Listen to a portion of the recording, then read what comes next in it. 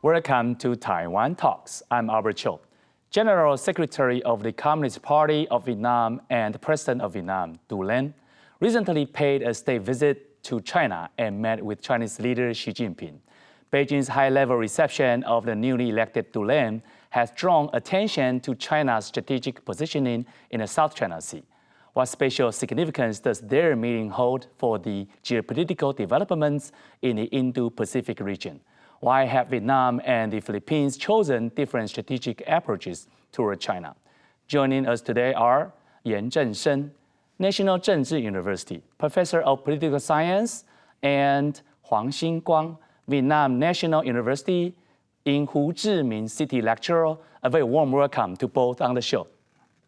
In this meeting, China and Vietnam signed 14 agreements with the construction of a cross-border railway between the two countries, becoming the focal points. Vietnamese reports also state that To Lam sought soft loans and tech supports from transportation from China and agreed to strengthen security relations with Beijing. So, Professor Yan, President Biden just visited Vietnam last September to celebrate the U.S.-Vietnam relationship entering a new phase. However, with Biden still in office, the newly elected To Lam chose to visit China immediately upon taking office. So what changes have already occurred in the relations between Vietnam, China, and the United States? I think for a lot of countries that your leader's first trip overseas signify your global view and also your approach to international affairs. So if you look at the United States, for a long time in the past, in the 19th century, when the transportation is not that convenient, most of the presidents will choose their first stop, Great Britain. Okay, that's the traditional, transatlantic relations. But since 1980, we found that like Bush, Reagan, and then even Clinton, and then the second Bush, and then Obama, most of their first trip will be going to either Mexico or Canada. And a lot of time when they visit Canada, it's like they went there in the morning and then coming back in the evening. But what means is that I have done my part visiting my most important neighbor and get this out of the way, then I can travel to other places. Basically, all these leaders right now, Vietnamese leader, you have a lot of ASEAN meetings to go, you have other meetings to go. So you get this one out of the way that emphasize, yes, the tradition, just like Xi Jinping's first trip when he became the president of China back in 2012, 2013, his first trip was to Africa, but the first country is on the way to Africa, he visit Russia. Okay, so China visit Russia, Vietnam visits China, U.S. visit Canada. I think that's the kind of emphasis that I want to make sure my neighborly relation is okay. Then I can break out to go to other places. So that's very important. And the other one I observe, maybe it's because they are both dual, the party head and the national head, okay, the president of the country. So maybe Secretary General To is taking a chapter from Xi Jinping that they are, he's one of the few. In the past, we always talk about the four leaders, and then he has dual duties, just like Xi Jinping being the head of the government and the head of the state, and then the Secretary General of the party. Professor Huang, you are as a Vietnamese scholar now, as an exchange scholar in Taiwan. What's your observation of the whole dynamic? Give us a brief observation of everything, like between the relationship between Vietnam, United States, and China. Recently, the United States upset Vietnam by not recognizing Vietnam as a market economy. And for China, we also recognize the rising ambiguous power of China, especially in terms of economic and military capability, and to the perception of the Vietnamese leaders and also the population, we consider China to be a frenemy, a friend on one side and the enemies on the other side. we have really cultural and political sharing between the two countries, two neighbors.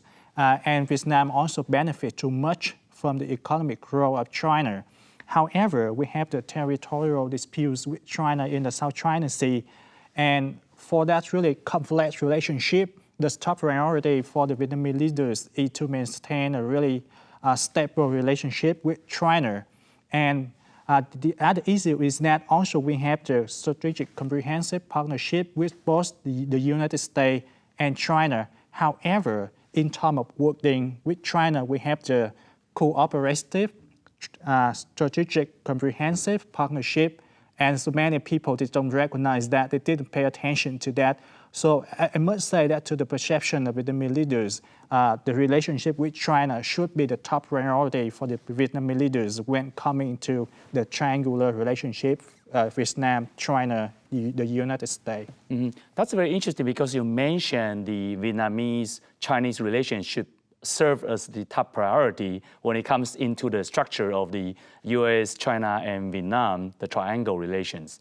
I wonder why is that? I want to take it that a little bit deeper is that, would you say that's more like economic reliance from China and Vietnam, or would you say that's also because there's no border between Vietnam and, for example, Philippines, right? Philippines are now like bordered with China, and that is why the Philippine-Chinese confrontation is more intense as opposed to the Vietnamese-Chinese, relations. So why is that? Would you say that's more like economic dependence?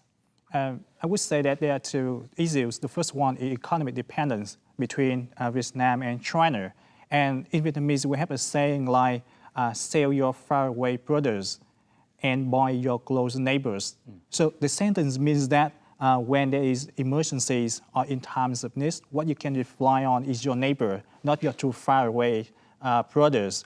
So it's quite important to many regional countries, especially like Vietnam has been close borders with China. Right. And this can enhance the vulnerability that Vietnam can induce during its relationship with China. In the past, we have with the cross-border, we have the tensions and the war in 1979 with Deng Xiaoping. He said that, okay, I will take Vietnam election. Yes, it's quite really dangerous for Vietnam. And another issue is that we have seen the differences between Vietnam and the Philippines in the region, especially in terms of international maneuvering. Well, while the Philippines have the backup from the United States, right. This is a close ally of the United States, and it's a democratic country. However, in terms of Vietnam, we do not have support from the Western countries, and we are really close to China in terms of ideologies, economic, and other issues like the people-to-people ties. Is it fair, final question, is it fair for me to say that Vietnam still adhere to the so-called non-involvement in major power games policy? Because to me, your observation or also your conclusion, so to speak, is that China is more important to Vietnam than the United States. I would say that Vietnam has maintained a foreknown defense policy, like no partaking in military alliance, no siding with one country to balance against the other country, no foreign military base in Vietnamese soils, and no using force or threatening to use force in foreign relations. And I think this motto signifies the skillful hedging policy of Vietnam. On the one side, paying deference to China, respect China, and on the other side, trying to enhance the ties with Western powers and regional countries like Japan, South Korea, Australia, and India. And China understands quite well that Vietnam cannot and is not willing to challenge China in the South China Sea. And that's the reasons why I think the Beijing, they have struck up tolerance for Vietnam at this moment. Professor Yen, according to his statements, from the United States perspective, maybe we can speculate. Are the State Departments of the states happy about this type of stance in Vietnam, or do they have any kind of concrete solution to strengthen the bilateral ties between the United States and Vietnam? Well, first of all, I think Professor Wang is very much to the point that the Philippines is a treaty ally of the U.S. And the relationship between the U.S. and Vietnam is a partnership Okay, if there is anything happening to Vietnam, U.S. has no obligation to be supportive militarily. So since you cannot depend on U.S. if you have any conflict with China, then you have to deal with China. I think that's very clear from Vietnam's very pragmatic and realistic point of view that, hey, I'm not with any major power, I'm not on the side of any, so it's much easier for me to maintain a balance between all those countries, whereas the Philippines, since it's a treaty ally of the U.S., I think Philippines always felt if there's something happened to the Philippines, and most of the time when you have a mutual defense treaty, then U.S. is obligated to help, okay? Just like U.S. is obligated to help Japan, obligated to help Korea, but not obligated to help Taiwan or Vietnam. So Vietnam, in this sense, I think is much prudent in striking a balance and also approaching China, not like right now in Taiwan, we are all one-sided toward the U.S., but we don't have a treaty relation. So I would say this so-called, if you want to say the bamboo diplomacy and everything, when a country is in between two superpowers, I think this is where you want to strike a balance, just like, some other country as well. It used to be, Korea between Japan and China, Poland between Germany and Russia. It's difficult, but you have to maintain a balance. Well, I mean, geopolitically speaking, the Philippines does not share a land border with China, but Vietnam does. Yeah. Okay, and Professor Huang mentioned that, but also I wonder, historically speaking, the Vietnamese Communist Party had a history of fighting against CCP, the Chinese Communist Party. Was the historical lesson, so to speak, teach Vietnamese people or the government, not engage in those kind of confrontation with the CCP is a better way for Vietnam to thrive, economically especially? Professor Huang. I think the relationship is quite complicated, as I mentioned for several times. And the best way for Vietnam is to being very close to China in terms of economics, and therefore seeking any sharper confrontation with China in terms of the South China Sea, if there are any provocative action by China in the regions. So I mean, they're trying to maintain a two-pronged strategies, cooperation on one side, and pursuing a sharper confrontation strategies on the other side. Also, on the top of your answer, mention the term bamboo diplomacy. Is that a common term that you used in the Vietnamese society? And what is that? Define that for us, please. The term bamboo diplomacy has been really pop up on the social media and other political discourse recently. I must say that in the previous time, for 3 or 4 years ago, we do not really into using the term bamboo diplomacy, but like Professor Yan mentioned earlier, we use the term balancing or hedging in terms of foreign policy. But by using the bamboo diplomacy, which means that we can bend before the wind, but not trying to be broken. And it's a strategy that we have based on our political goals and on national interest, and trying to be really flexible as much as we can when we come to the great power politics. Well, in many Southeast Asian countries, for example, India has a somewhat similar concept, even though different countries give a different term to describe their flexibility, like what is suggested. However, Vietnam and the Philippines held a joint Coast Guard exercise in Manila in early August, which was seen as a possible sign of the two countries uniting against Chinese expansion. Following To Lam's visit to China, could this meeting lead to a change in a relationship between Vietnam and the Philippines? Maybe Professor, you go first. Okay, I think that agreement sign will help the two countries. In fact, a lot of times we talk about the South China territorial dispute. We will think about between China and Vietnam, between China and the Philippines, and maybe tiny things between China, Malaysia, and some other countries. But in reality, there are also territories, some rifts being claimed both by Vietnam and Philippines. So I think this is a way that the two countries are set aside some of the differences, are willing to sign this kind of agreement, maybe as a gesture, because both are the ASEAN country, and then will help. Because what I see in the South China Sea, and especially the recent confrontation between China and the Philippines in maritime area, is that China is using its Coast Guard, not the PLA Navy, to do all the work. And if you don't use PLA, it doesn't constitute an act of war.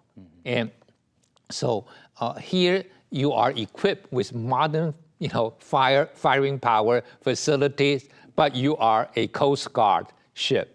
I think this changed the whole dynamic in the South China Sea. So Philippines is trying to do that. I think in the future, and Vietnam will probably upgrade its Coast Guard in order to compete. It's not real naval war, but it's the war between Coast Guards right now.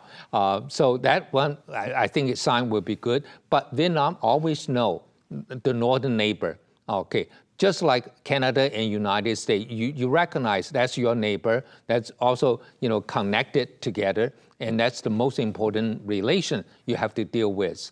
So I think, again, Vietnam is smart enough to balance every aspect and just make sure that to the point that you are feeling maybe you cannot tolerate anymore, but then they stop. Okay, so that's, I think, Beijing will not do anything here. Professor Huang, the joint Coast Guard exercise, like what Professor Yen mentioned, it's not so symbolic, not so like such excitement or to China or to Philippines, but also you can advance the technology associated with the Coast Guard. What's your comment on this? I think the joint rules in the South China Sea between the Philippines and Vietnam are both symbolic and bringing a lot of substance here. I mean, the word substance because it can enhance collaboration, and we have search and rescue operation, we have the medical response.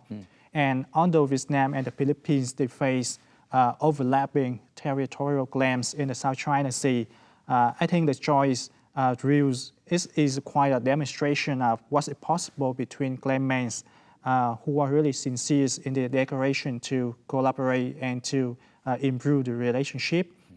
And temporarily setting aside the disputes and maintain the status quo in the South China Sea.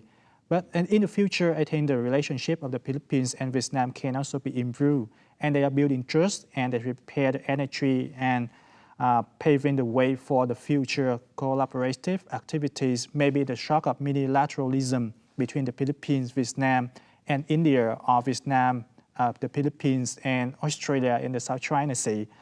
And for To Lam's recent visits to China, I think that's if Vietnam is trying to foster a shock of local diplomacy with a lot of infrastructures between the provinces of the two countries.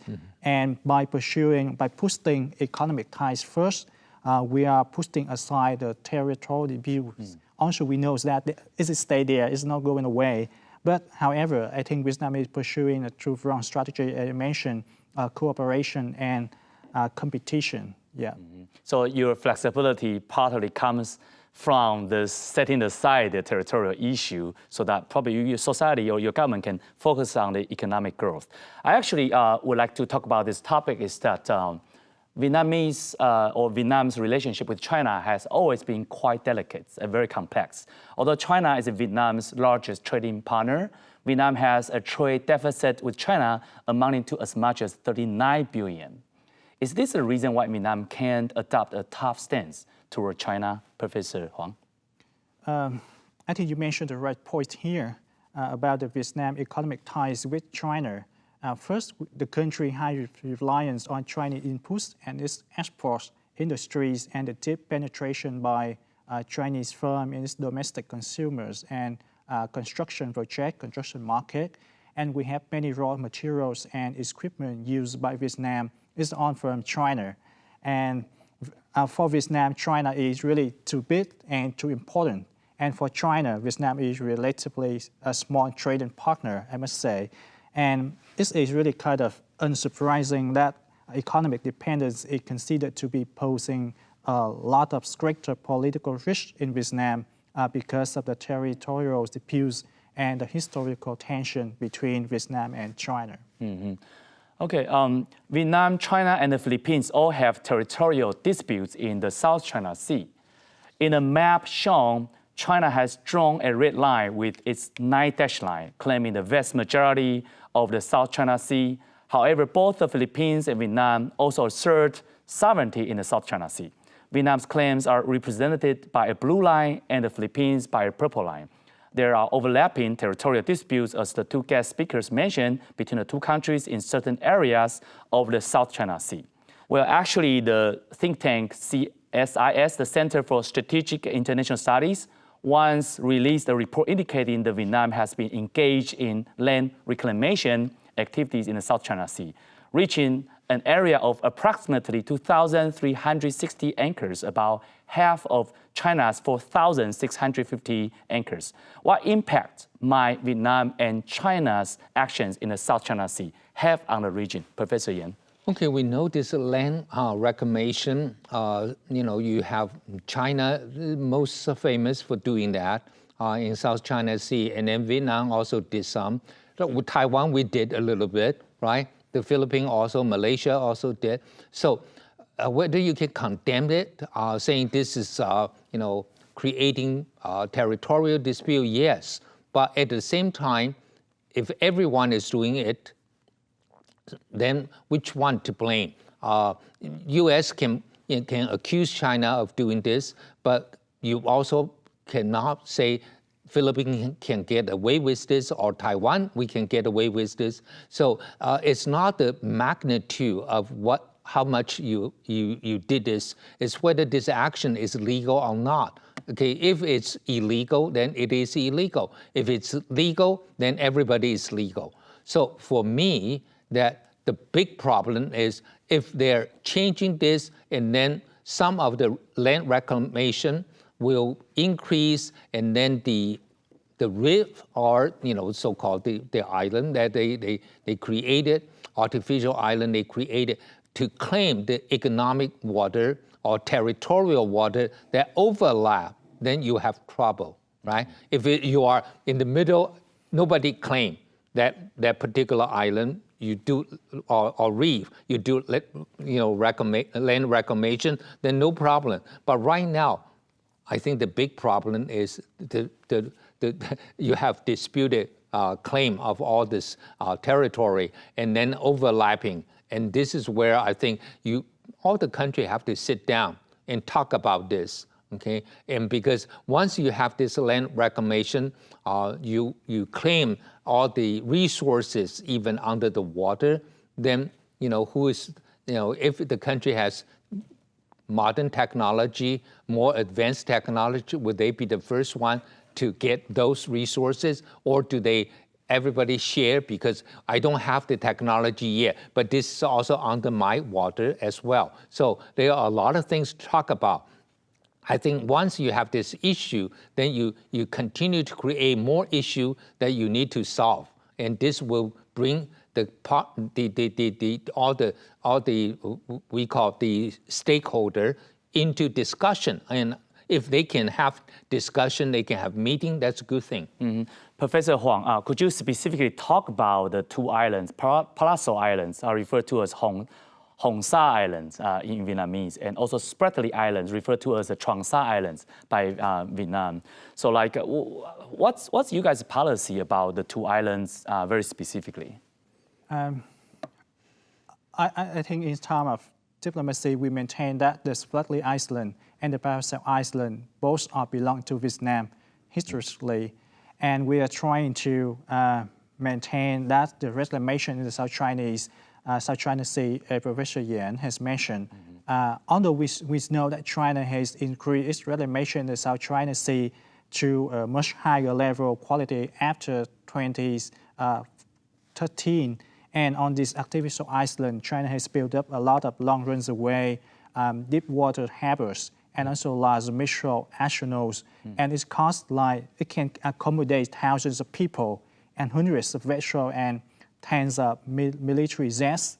And recently, with the construction, China has been using also that artificial island as leverage to enhance its engagement in the South China Sea, especially by the intrusion into the exclusive economic zones of many countries like the Philippines, like Vietnam, and Malaysia.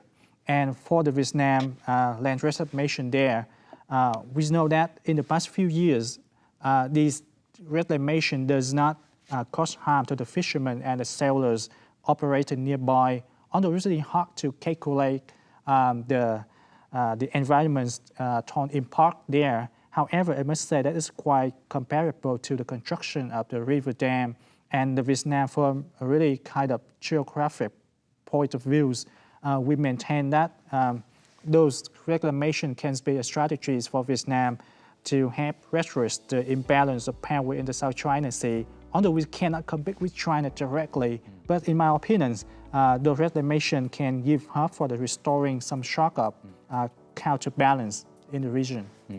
Okay, Professor Huang, Professor Yan, thank you for the great insights. Like our show, subscribe to Taiwan Talks. See you soon. At Connected, we believe in the power of dialogue.